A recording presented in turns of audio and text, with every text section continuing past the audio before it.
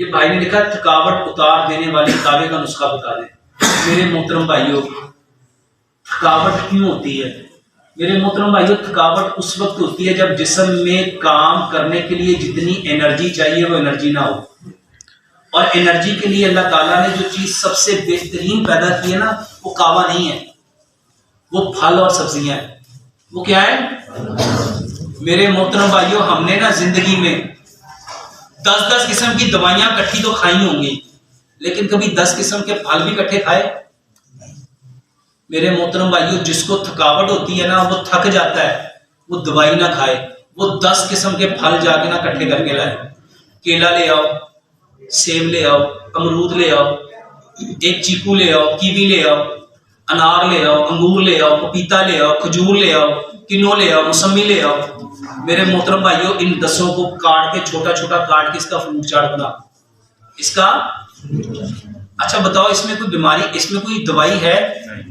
اچھا یہ جسم کو کیا دے گی؟ یہ جسم کو طاقت دے گی۔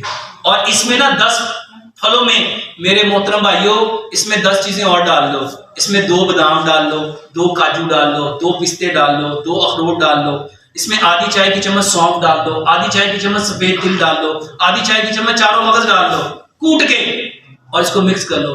کیسا زبردست فروٹ چاٹ بن گیا۔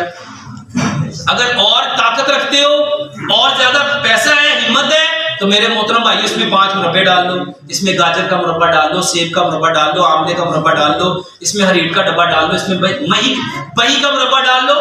کتنا بہترین ٹونک بن گیا۔